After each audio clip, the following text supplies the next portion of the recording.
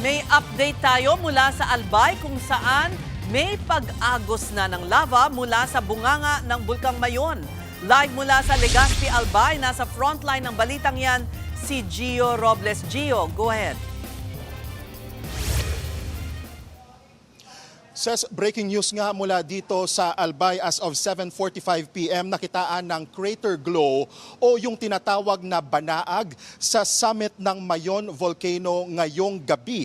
Nakuhaan yan ng video. Ito po, papakita mo namin sa mga kapatid natin na nanonood online at sa Free TV. Mula po yan sa mga kamera ng FIVOX mula 6:36 hanggang alas 7 kanina. Ayon sa FIVOX, ito ay dulot ng superheated volcanic gas mula sa bagong magma sa itaas ng crater. Makikita rin sa footage ang pagliwanag ng incandescent lava dome sa crater. Ayan po, yung nakikita nyo po ngayon, yan po yung kuha sa tuktok sa summit o sa crater po, sa bunganga ng Mayon Volcano. Kanina lamang po. Kasabay niyan, ang tila pagdaloy ng mga material mula sa rockfall at maikling pyroclastic density currents o uson na bumababa sa Bonga Gali.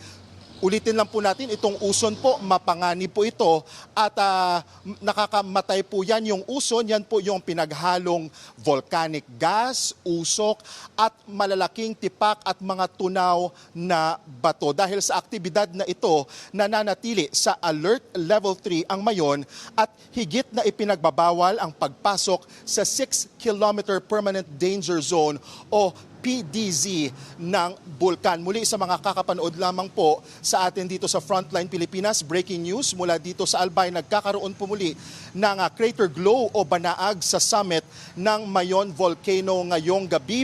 Maglalabas pa po ng dagdag na detalye ang FIVOX kaugnay niya. Ses. Gio, dagdag panganib pa yung masamang panahon dyan dahil hindi masyadong makita ang aktibidad sa bulkan. Oo, Ses, dahil nga kaninang umaga ay mayroong katamtaman hanggang malakas na pag-ulan na dulot ng shear line. Pero sa mga oras na ito, 7:48 PM, ay gumaganda na yung panahon. Kaya nga rin siguro nakita na rin ng mga volcanologists na nakamonitor dito sa bulkan yung pagliwanag dahil hindi na magaanong natatakpan ng ulap.